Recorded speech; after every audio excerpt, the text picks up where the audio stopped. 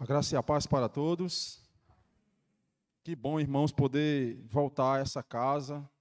E que bom poder estar aqui nessa noite e rever pessoas, rever amigos. Já agradeço a oportunidade ao meu amigo pastor Antônio e também a coragem de me chamar para falar sobre família. É sempre um tema difícil, não é?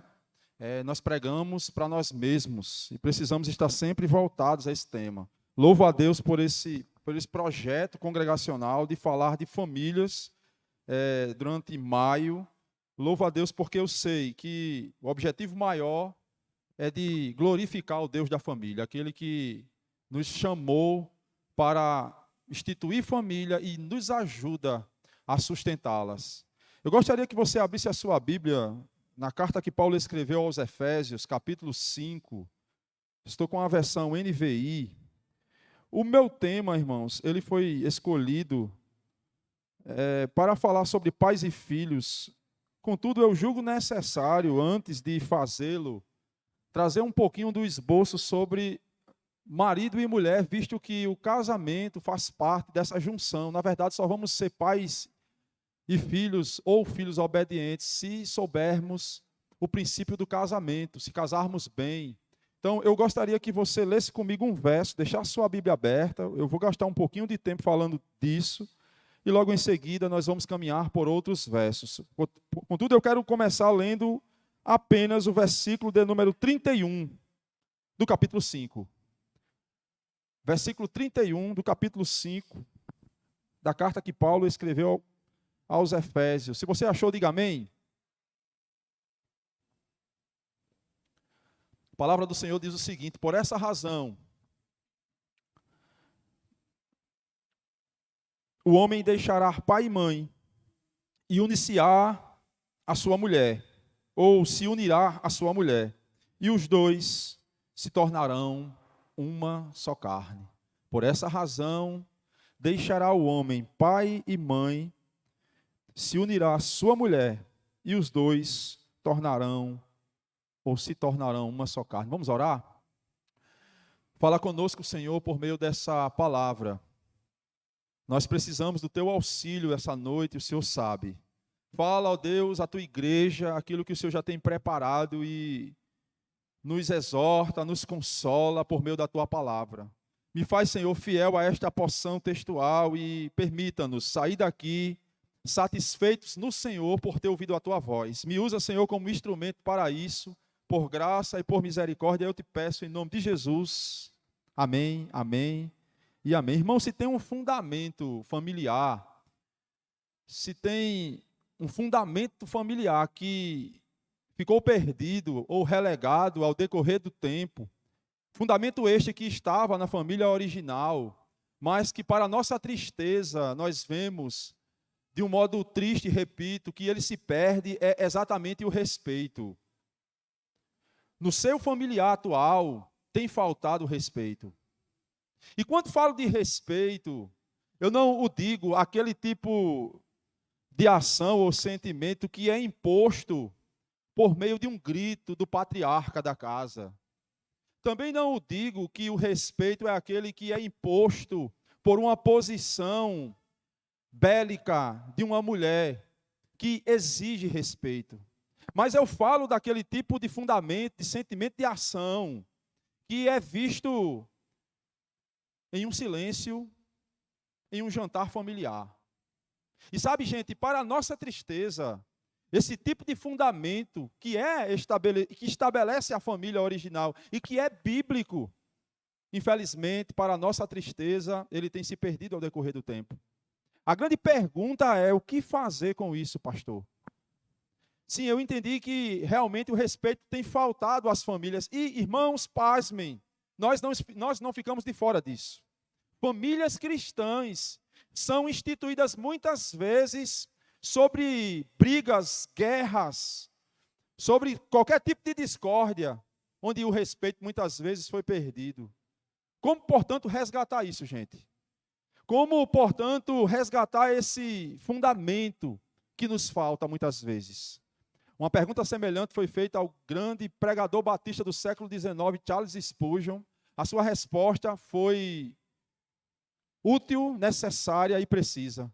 Pois o mesmo disse o seguinte: uma família que está estabelecida sobre a palavra de Deus, até os anjos dos céus desejam hospedar-se com ela. Em uma família cujo o sustentáculo, ela está estabelecida na palavra de Deus, até os anjos dos céus desejam hospedar-se com ela. Quando nós analisamos esse texto, quando nós chegamos a esta porção textual da carta que Paulo escreveu aos Efésios, nós estamos aqui na segunda metade da carta. Essa carta, grosso modo, de uma forma simples, ela pode ser dividida em 2 blocos. Os 3 primeiros capítulos da carta, Paulo tenciona trazer a teologia doutrinal para a igreja. É tão verdade que ele abre o seu texto falando de um povo que era perdido, de um povo que estava morto em seus delitos e pecados, povo este que foi achado pela graça, mediante a fé, é agora colocado, enxertado na igreja, e Paulo começa do capítulo 1 ao capítulo 3, irmãos, a trazer uma teologia que vai envolver esse povo a entender a sua missão quanto igreja. Quando viramos a segunda metade do texto, capítulo 4 a 6, Paulo agora vai começar a aplicar a teologia ora falada. Então, se Paulo nos ensina que Deus escolheu um povo, nos ensina que esse povo agora é escolhido, eleito pela graça, deve caminhar com a igreja. Em sua segunda metade, Paulo agora ensina como é que esse povo vai viver em meio à sociedade. Como é que esse povo deve responder o seu chamado mediante a igreja? Como é que esse povo vai viver perante a família?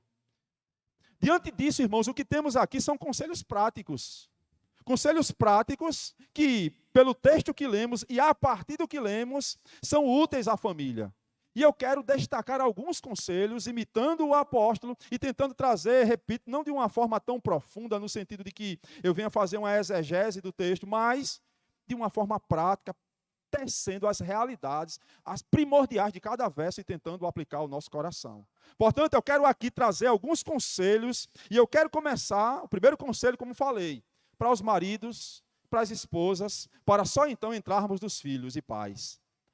Maridos e esposas é o primeiro conselho. Façam de Deus o centro do relacionamento de vocês. Vou repetir, maridos, esposas, façam de Deus o centro do relacionamento de vocês. Quando Paulo escreve o versículo de número 31, por essa razão deixará homem, pai e mãe, e unir-se-á, ou se unirá a sua mulher, e os dois tornarão uma só carne. A grande pergunta que eu quero levantar aqui, suscitar é, o que tem de tão interessante nesse verso, gente, que nos chama a atenção? Eu gostaria que você observasse que ele está entre aspas. Não sei se você viu, mas o verso está entre aspas. A pergunta que se faz, portanto, é o que significa isto? Significa que Paulo está de uma forma proposital e intencional citando alguém. Uma outra pergunta necessária, quem Paulo está citando? Naturalmente, você vai responder, ele está citando Moisés. Porque este texto aqui é uma citação direta de Gênesis capítulo 2. Era assim também que o escritor do Evangelho de Lucas, o próprio Lucas, entendia. Por exemplo, quando ele fala dos discípulos de Emaús, no capítulo 24, verso 27, ele vai dizer que Jesus começou a pregar àqueles homens e começou por Moisés. Por Moisés, entenda, pelos 5 primeiros livros da Bíblia. Então, Paulo está citando Moisés. Agora, o fato curioso é que quando Jesus vai citar esse mesmo texto, quando Jesus ele vai citar esse texto em Mateus 19, versículos de 4 e 5, Jesus não diz que Moisés é o criador do texto, ou o escritor propriamente dito do texto, mas Jesus cita sendo Deus. Porque Jesus sabia, gente, que embora Moisés tenha escrito, quando o escreveu, ele estava sob inspiração divina. Logo, nós concluímos que o autor do texto, e assim sendo, do casamento, é o próprio Deus. Se Deus escreveu, ele é o criador, ele também é o autor. Do verso de número 31, vá comigo para o verso de número 25. Olha o que o texto diz: maridos, ame cada um a sua mulher, assim como Cristo amou a igreja e entregou-se por ela. Escrevendo a um público helenista, a um público grego, Paulo poderia se fazer valer de um poema grego, ou quem sabe de uma história romana, mas sabe o que é que Paulo faz, gente? Ele se faz valer do âmago do evangelho. Ele não só diz o modelo do casamento como o parâmetro do casamento, o amor sacrificial. E é interessante que quando ele olha isso, ele mostra como cada marido deveria interceder, na verdade, e amar a sua esposa. Do verso 25, olhe comigo para o verso 32. Este é um mistério profundo, diz o verso 32. Refiro-me, porém, a Cristo e à igreja. O que tem esse verso tão extraordinário, irmãos? Aqui nós temos o propósito do casamento. Quando Paulo pensa em um casamento entre um jovem e uma jovem, o que cativa a atenção de Paulo não é o vestido da noiva. O que chama a atenção de Paulo não é a energia do jovem vestido em um terno. Mas o que chama a atenção de Paulo é uma parábola. Ele, na verdade, faz uma comparação de um casamento de dois jovens para o casamento de Jesus e a igreja. E é só assim que ele conclui esse pensamento no versículo 33, quando ele diz: portanto, cada um de vocês também ame a sua mulher como a si mesmo, e a mulher trate bem, ou trate o marido com todo respeito. Então, há uma concepção lógica. O que Paulo está dizendo, grosso modo, e aí nós queremos sustentar que Deus é o centro do casamento, é o seguinte: primeiro, Deus criou o casamento, ele é criador. Se ele criou, ele deve ser o sustentáculo. Depois Paulo fala do parâmetro do marido para com a esposa, e aqui vice-versa, irmãos, porque esse amor sacrificial, embora Paulo tenha para homem aqui, ele pode ser implicado aqui para mulheres também. Depois disso, Paulo faz uma comparação do casamento entre Jesus e a igreja, e um homem e uma mulher, como que parabolizando aqui essa união mística. E aqui Paulo, de uma forma muito linda, ele tratando, obviamente, de um assunto tão caro e tão raro, ele quer dizer, grosso modo, e em uma frase, que Deus é o centro do casamento. Se Deus é o centro do nosso casamento, irmãos, nós temos algumas implicações práticas aqui, que eu acho relevante demais antes de entrarmos no texto de pais e filhos. Se Deus é o centro do seu casamento, faça dele a sua real alegria no casamento. Eu, com o decorrer do tempo, são 21 anos de casados, e eu pude perceber que se a minha alegria tiver meramente e somente em Adriana, nós tendemos, e vice-versa, se a alegria da Adriana estiver meramente e somente em mim, nós tendemos a perecer, a acabar. Eu tenho concepção plena de que eu ainda não sou, com certeza, aquilo que a Adriana gostaria que eu fosse. Assim como também a Adriana não é aquilo que eu gostaria que ela fosse, mas nós estamos em um processo construtivo, onde a cada dia nós devemos ser melhor um para o outro. O fato é que tem pessoas que não fazem de Deus o centro do casamento, mas fazem do casamento o seu próprio Deus. E tais pessoas pensam: se eu não me casar, eu não serei feliz. Se eu não tiver um casamento, não haverá em mim felicidade. E isso, irmãos, acaba porque, de alguma forma, endeusando, colocando um fardo em algo que não é Deus, tirando a centralidade de um Deus. É por isso que hoje existem cultos ao casamento, cultos à família, cultos a filhos. Irmãos, o culto é a Deus, porque Ele é o centro de tudo. O fato é que, se eu não faço isso, de alguma forma, eu coloco tanto peso no meu cônjuge, porque eu vou começar a cobrar a ela aquilo que ela não pode me dar, ela não é Deus. E também vice-versa, ela vai começar a me cobrar aquilo que eu não posso dar. Eu não sou Deus, somente Deus satisfará plenamente o desejo do nosso coração. Portanto, faça de Deus o centro do casamento de vocês. Então, quando isso acontece, quando nós não entendemos essa verdade teológica, quando nós não entendemos a teologia do casamento, nós começamos, irmãos, a culpar uns aos outros. Não sei se já aconteceu com você, em uma briga, você diz assim: eu só gritei porque você alterou a voz. Mas eu só fiz isso porque primeiro você fez aquilo. E aí nós ficamos nesse bate e volta, sempre colocando a culpa no outro. Sabe quem é o real culpado em uma briga? Olhe para o espelho, meu irmão. O culpado é você. O culpado sou eu. Muitas vezes querendo exigir dela ou dele aquilo que ele não pode dar. E sempre achando que a melhoria tem que estar nele. É mais ou menos como diz Spurgeon em lições aos meus alunos, uma história extraordinária. Ele disse que uma família tinha vindo do interior e para a cidade grande. E o que cativa a atenção do pai daquela família é uma loja que abre aquelas portas de vidro. E o pai, ao ver aquela loja que abre as portas sozinhas, ele fita os olhos na loja e fica olhando. De repente vem uma senhora, já idosa, e chega em frente àquela porta, a porta abre e ela entra. Alguns segundos depois sai uma moça bonita, robusta. Aquele pai olha e diz: meu filho, venha cá, chame sua mãe, ela tem que passar por essas portas. Guardada a parte cômica, irmãos, é sempre assim. Nós queremos que o outro melhore, mas nós não lutamos para melhorar. Repito, somente fazendo de Deus o centro do nosso casamento é que nós vamos ter a concepção de sermos, sim, pais, maridos, vocês mulheres, diante, como as escrituras, na verdade, querem que sejamos. Se nós não entendermos isso, nós nunca vamos entender o real sentido do casamento. E vocês que vão casar, que tem até noivos que vão casar, há uma aplicação prática para vocês. Façam da Bíblia o centro do relacionamento de vocês. Não é o último livro de autoajuda, não é a última palestra do coach, não é o último filme hollywoodiano, mas a palavra de Deus. Como tem sido o namoro? Tem sido pela palavra? Como tem sido o noivado? Está alicerçado na palavra? Se assim o for, certamente vocês entenderam o real sentido do casamento. Deus no centro. Amém, queridos?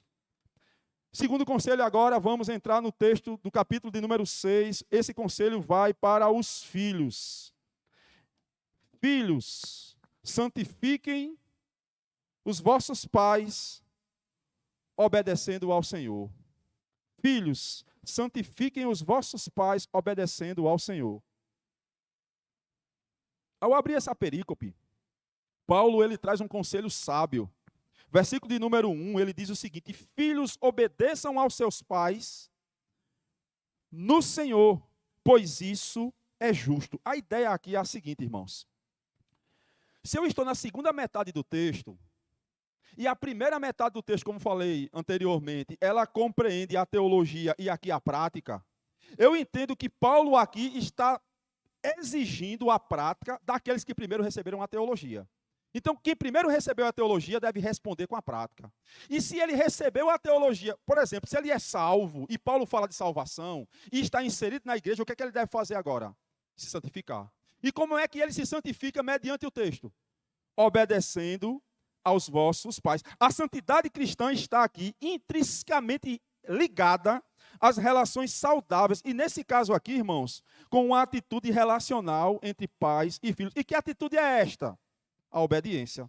Paulo acrescenta que essa obediência, ela deve ser no Senhor, porque isto é justo. Qual é o ponto, irmãos? Qual é a ideia que Paulo quer colocar aqui na prática? É como se Paulo estivesse dizendo assim: agora que vocês são crentes, agora que vocês entenderam a graça de Deus que alcançou vocês, agora que vocês estão inseridos na igreja do Senhor, vivam uma vida santa.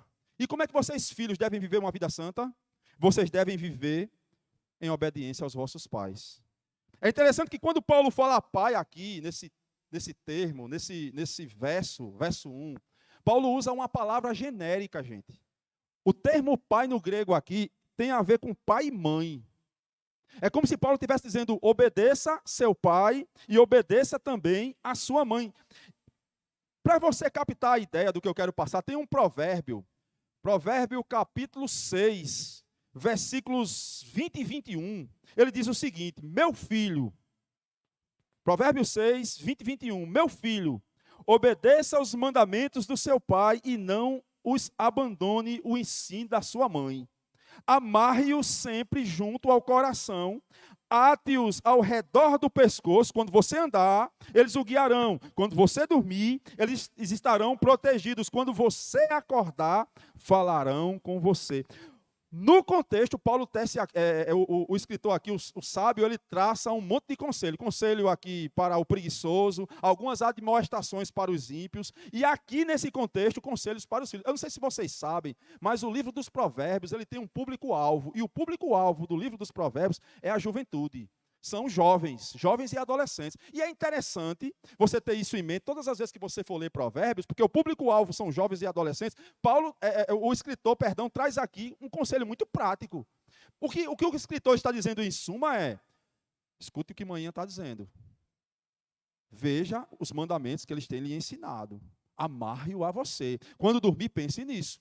Quando acordar, eles estarão perto de você. Então, amados, o que eu quero trazer aqui é que quando eu obedeço aos pais, quando eu sou filho e obedeço ao meu pai, de alguma sorte eu estou me santificando. Porque essa exigência são para os santos.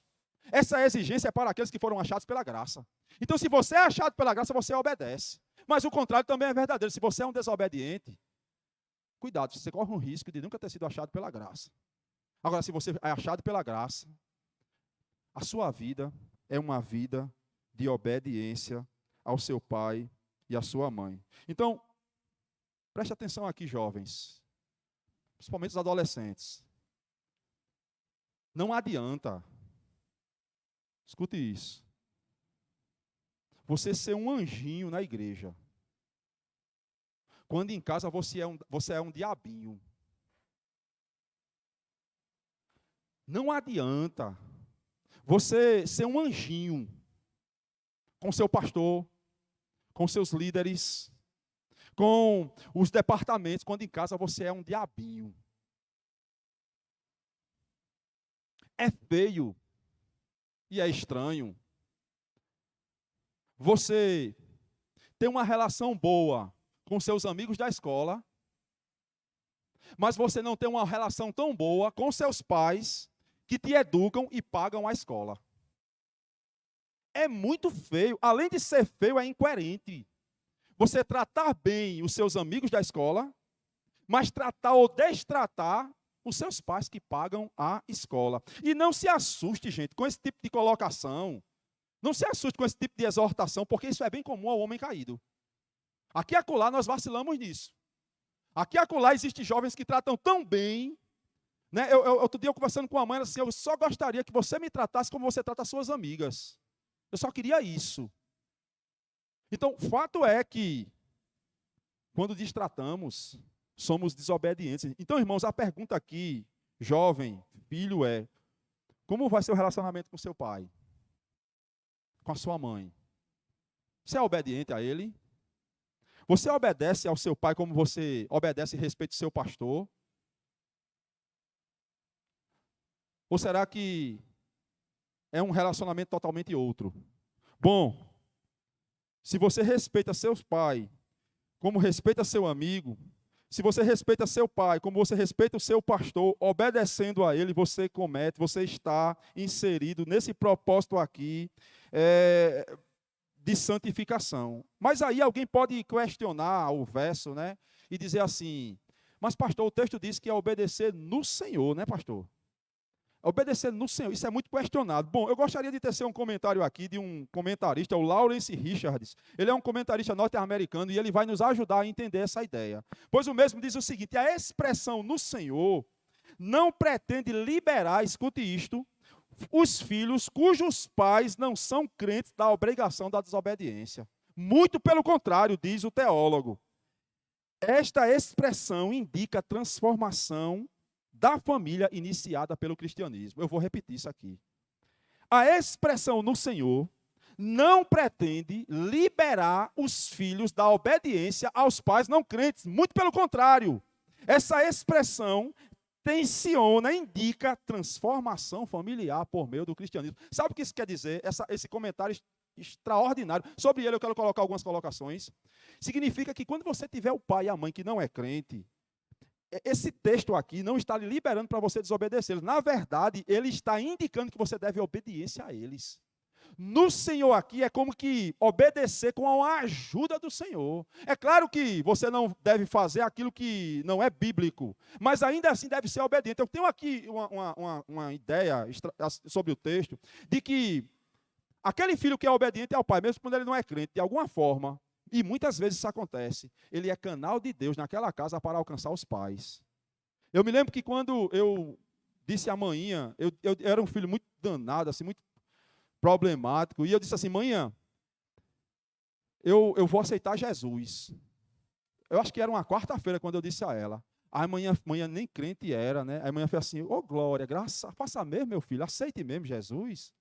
Aceite, você vai. Aí eu disse isso na quarta, quando foi na quinta, ela perguntou, Vando, vai ser quando? Eu disse, calma, mãe, é domingo ainda. Domingo eu aceito. Quando o pastor chamar lá, eu levanto a mão. Mas qual era o ponto? Manhã queria ver, de alguma forma, a transformação. E aí eu me lembro de uma certa feita mais adiante, que ela disse assim, rapaz, ele mudou. Ele tem mudado.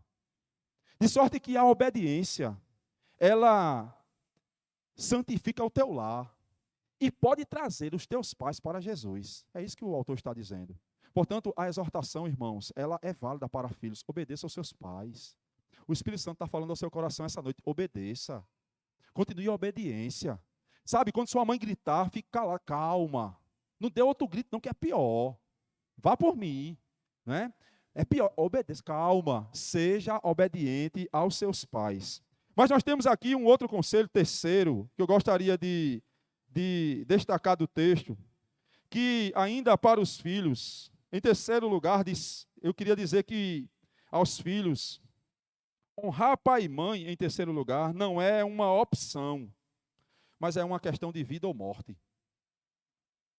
Pesado, né?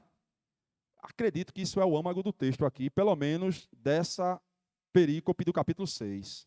Obedecer pai e mãe não é uma questão de honra, mas é uma questão de vida ou morte. Olha como Paulo instrui os filhos aqui. Ele instrui evocando um mandamento, gente. O que Paulo está dizendo aqui, leia o verso de número 2 comigo, honrar pai e mãe.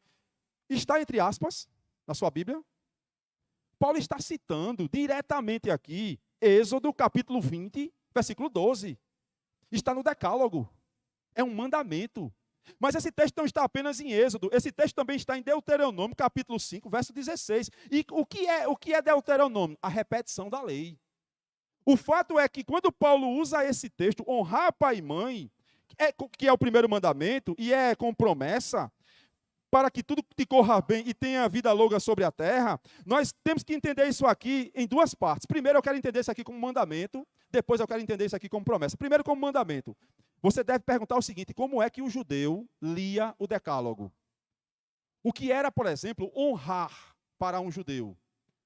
Honrar para um judeu que lia aquele decálogo não estava meramente atrelado a uma obediência, quando essa era meramente externa. Honrar vai além de obedecer. A expressão idiomática do hebraico, de honrar, tem a ideia de alguém que obedece, que pensa e quer obedecer e ama fazê-lo. É difícil, gente. Você tomar um exemplo prático, eu digo assim, Ageu vai lavar o carro? Ele vai. Às vezes vai sem querer, mas vai. Ele não se encaixa aqui. Para se encaixar aqui, Ageu teria que querer lavar, amar lavar e obedecer lavar. É difícil demais, é uma exigência. Mas o fato é que Paulo diz que isso é um isso era tão intrínseco entre os judeus. Havia uma exigência que eles, no decorrer do tempo, fizeram outras leis, 613 leis, né, que eram explicações do decálogo, ou às vezes acréscimos ao decálogo, que lá à frente eles tentaram tirar isso aqui com a oferta de Corbã. Não sei se você já viu lá em Marcos capítulo 7, quando Jesus até bate de frente dessa lei, que era o Corbã. O que era o Corbã? O Corbã era um mecanismo jurídico pelo qual o judeu do primeiro século, o judeu deste século, ele ficava fora dessa exigência. Porque honrar aqui tinha a ver com amar, tinha a ver com cuidar, tinha a ver com anelar seu pai. Honrar não é somente obedecer. E Paulo diz que os crentes, ora, entenda o texto, nós estamos na segunda metade, os crentes deveriam honrar o pai e a mãe, porque isso é mandamento do Senhor. O que seria isso para nós, gente? Um amor tão intrínseco que levaria-nos, a cada um de nós, a cuidar dos nossos pais, a não negligenciar os nossos pais, a não deixar de orar por eles, a estar com eles em tempos bons e em tempos ruins, honrar. Também obedecer, no sentido de estar atento às suas exigências quando no Senhor. Vocês entendem que isso vai muito além de uma mera formalidade, mas isso é uma exigência prática aos filhos. Você tem honrado, meu irmão, a sua mãe? Ou você tem afastado ela?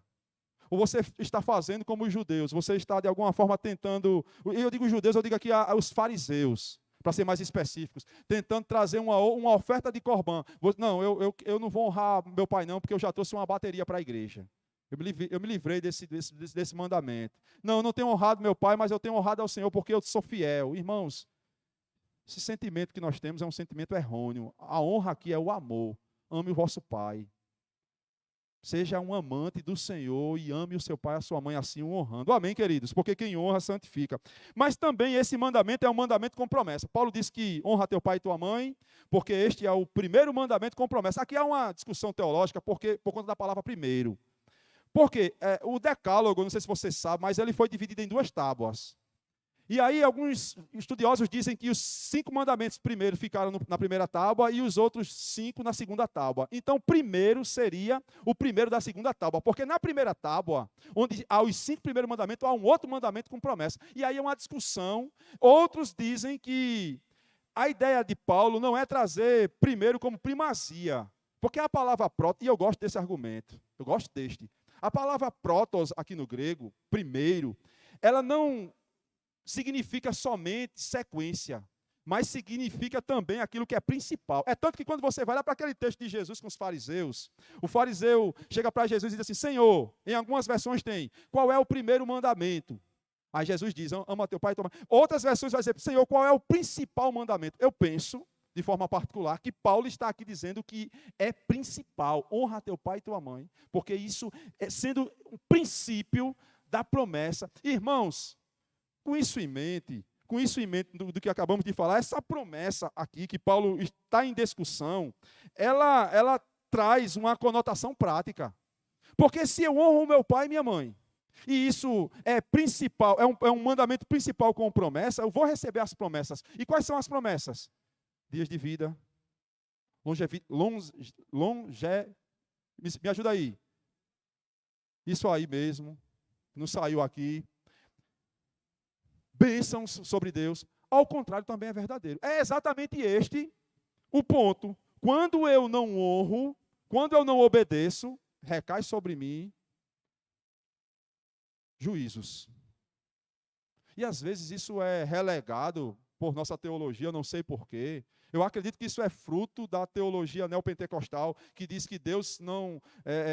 porque a gente pensa assim, eu não posso falar isso muito de púlpito, porque senão eu posso confundir os irmãos. Confundir no sentido seguinte, que eu tenho que fazer para ser abençoado. Há determinadas coisas da Bíblia que eu realmente tenho que fazer para ser abençoado. Não é tudo que é graça imerecida, não. Há certos mandamentos que eu faço para receber de Deus. E aqui temos um. É por isso que você vê, por exemplo, hoje, filhos que não honram pai e mãe em porta de delegacia, meu irmão.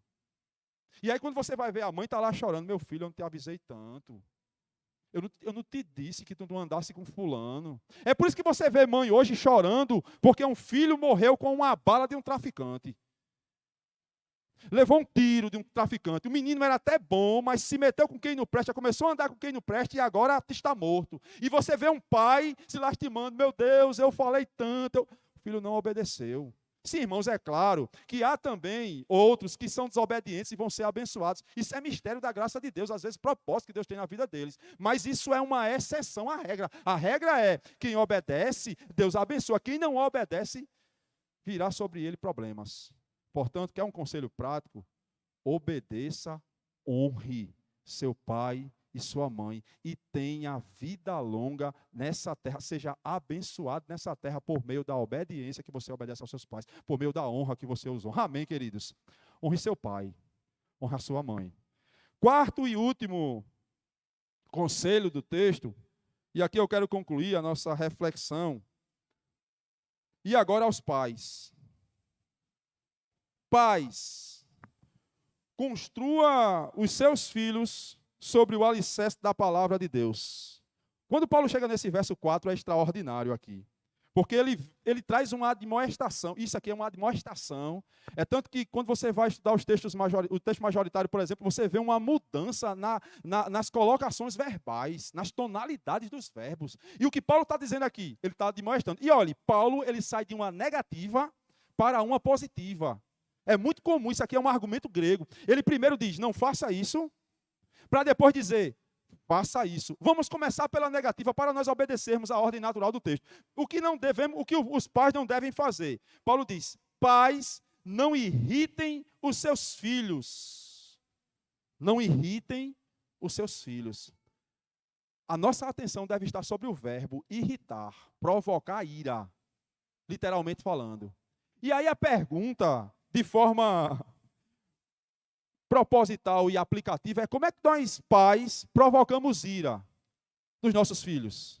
Eu quero aqui tecer pelo menos 4 atitudes dos pais que provocam ira nos seus filhos.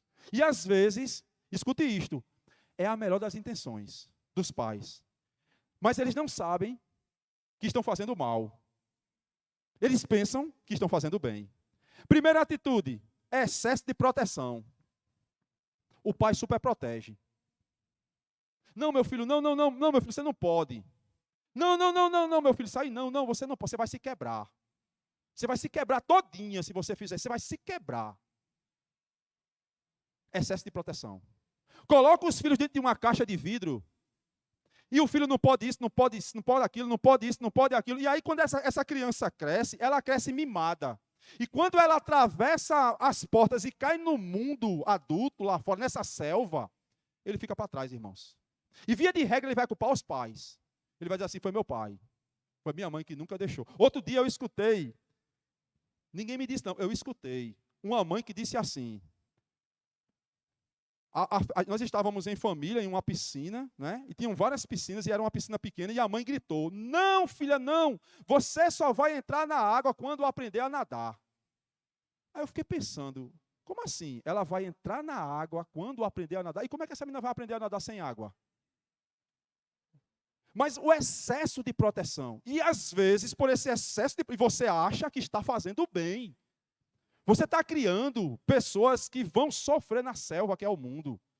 Irmãos, deixa eu dizer uma coisa para você, pai e mãe. As quedas, as quebras, os erros, as coisas que podem acontecer de ruim, fazem parte da vida. Muitas vezes é preparação para o seu filho. Tudo bem, nós não podemos ser também pessoas licenciosas ao ponto de deixar qualquer coisa. Não é isso que eu estou falando. Por favor, pelo amor de Deus, não me confunda. Mas eu estou dizendo que, às vezes, por excesso, você protege demais. E isso causa irritação nos vossos filhos. Mas nós temos aqui um segundo argumento que também pode deixar, provocar ira. Excesso de proteção é a primeira atitude. A segunda atitude do coração que pode provocar ira é o desestímulo. Desestímulo. Sabe quando é que isso acontece? Teu filho chega assim para tu e diz assim, pai, eu quero ser um médico. Aí tu diz, homem, vai para lá, tu vai ser um pedreiro. É claro, irmãos, que eu sei que é honroso, tanto um quanto o outro, mas vocês estão me entendendo. Você, na verdade, traz um desestímulo. Que conversa, tu tem condição de ser médico, menino? Vai crescer. E, irmãos, há tanto pai assim. Outro dia eu estava escutando, e eu já ouvi isso. Quando eu era pequeno, eu me lembro que eu cheguei para Painho uma vez, Painho, eu quero ser um jogador de futebol. Eu acho que todo filho, quase todo, já disse isso ao pai um dia, que eu quero ser um jogador de futebol. E Antônio sabe que eu jogo muito, mas isso aí é um outro momento. Eu disse, Painho, eu quero ser um jogador de futebol. E aí Painho disse assim, meu filho, vai trabalhar, né? Vai estudar, meu filho. Graças a Deus, irmãos, que Deus não me queria como jogador de futebol, embora eu acho que eu tenha algumas... Mas o fato é que você não pode viver desestimulando os seus filhos. Eu escutei uma entrevista do Cristiano Ronaldo. Quem conhece Cristiano Ronaldo? Levanta a mão aí. Um dos maiores jogadores portugueses, né, de todos os tempos. O cara tem mais de 35 títulos mundiais. Foi o melhor do mundo tantas vezes. Mas ele disse na entrevista outro dia que ele tinha um tio que vivia desestimulando ele. Quando ele dizia assim, você é jogador, tu é um perna de pau, meu irmão. Tu lá vai conseguir nada. E aí o Cristiano Ronaldo pegou essa parte negativa e transformou em combustível. Aí é o pecado que está no coração do homem. Ele na entrevista chega a dizer o seguinte, todas as vezes que eu venci um título, eu me lembrava do meu tio. Mas nós cristãos, irmãos, somos diferentes. Seja um entusiasta do seu filho. Torça pelo seu filho. Você vai conseguir. Claro, com os pés no chão, porque tem criança que vai voar um pouquinho, você deixa com os pés no chão, torça por ele. Incentive ele. Você consegue, meu filho. Errou agora, mas você vai acertar, meu filho. Vamos continuar aqui, meu filho. Você chega lá. Seja um entusiasta do seu filho. Porque quando você assim não faz, você provoca também ira. Terceira atitude, irmãos, que pode gerar ira: palavras desrespeitosas. Esse menino é um diabo. Essa menina é o cão. Esse menino perdoa a expressão, esse menino é um sem futuro. Aí a criança ou o adolescente escuta isso, às vezes nem é, mas aí cede a Satanás e agora vai ser um sem futuro. Agora vai ser meu filho é um danado. Sabe o que significa danado?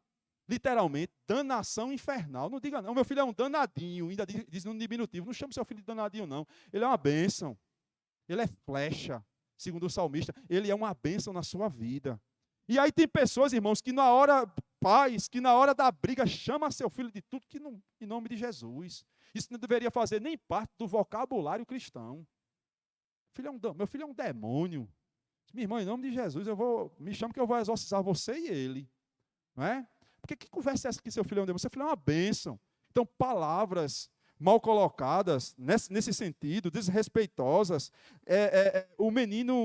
a menina vai sim, de alguma forma, irar-se.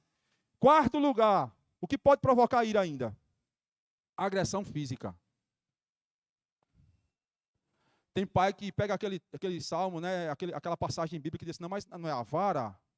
Minha irmã, mas a vara, meu irmão, não é você espancar o seu filho, não.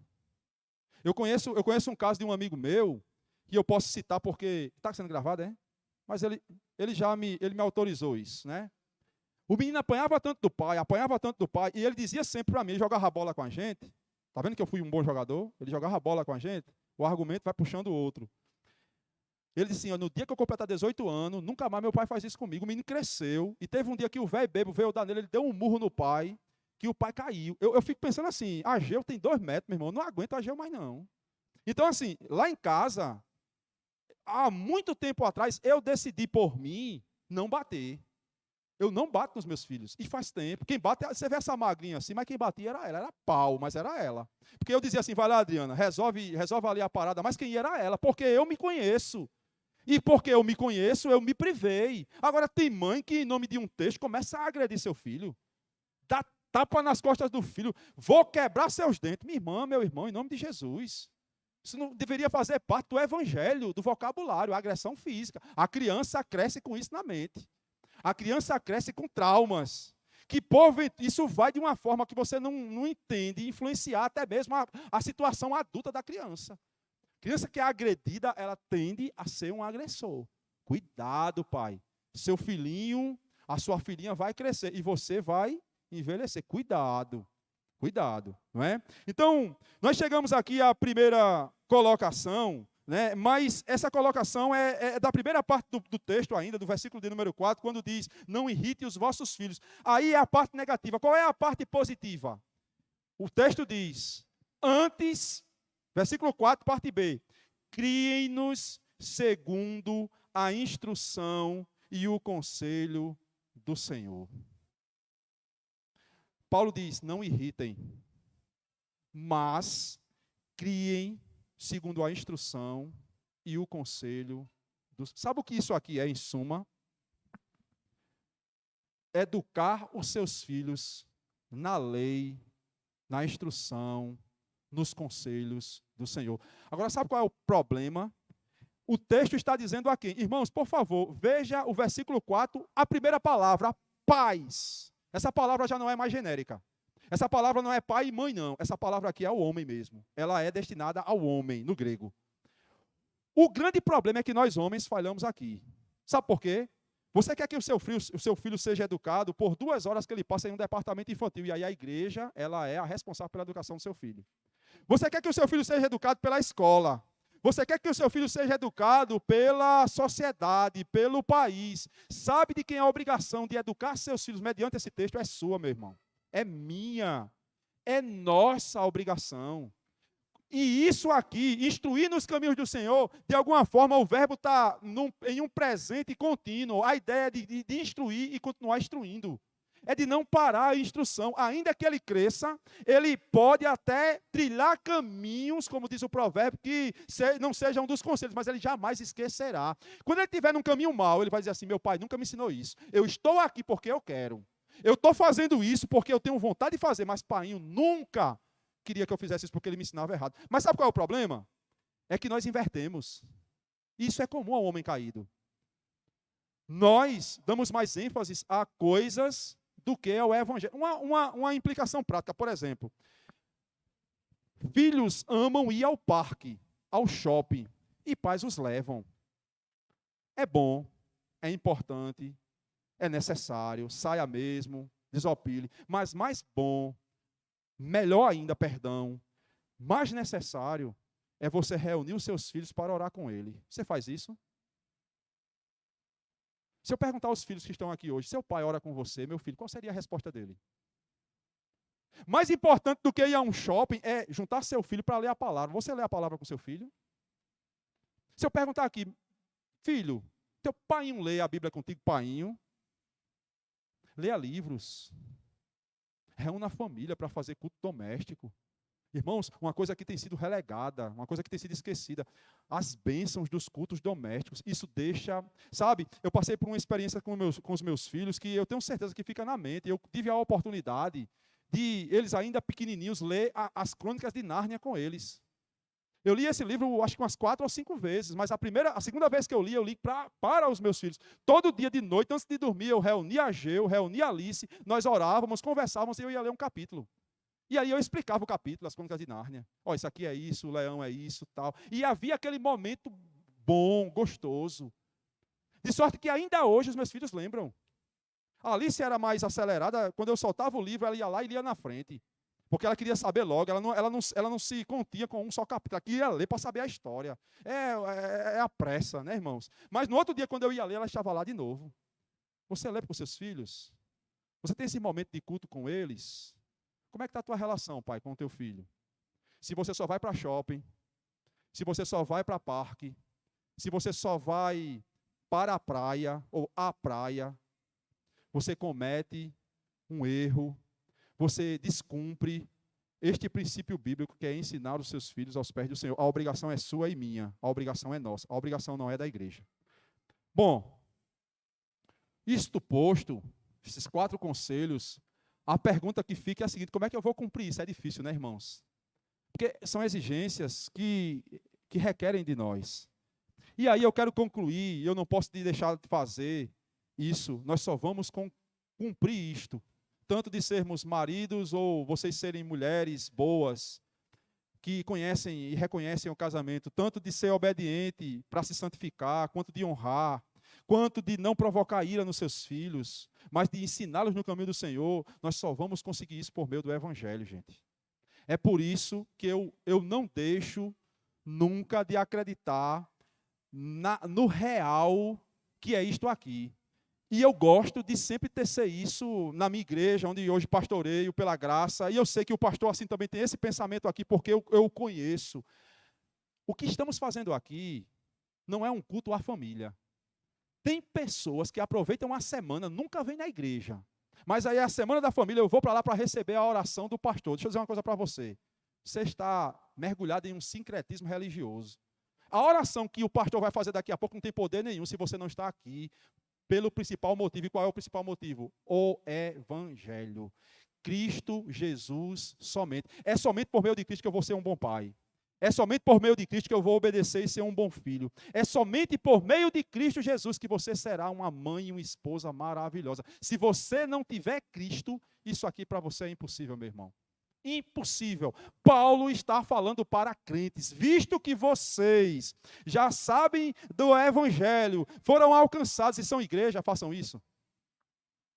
Portanto, só por meio de Cristo Jesus, nós vamos cumprir estas ordenanças, esses conselhos. Queira Deus, irmãos, que cada um de nós estejamos em Cristo e somente nele. Amém, queridos? Que o Senhor nos abençoe em nome de Jesus. Eu quero agradecer a oportunidade de já passar aqui para dirigente do culto, em nome de Jesus.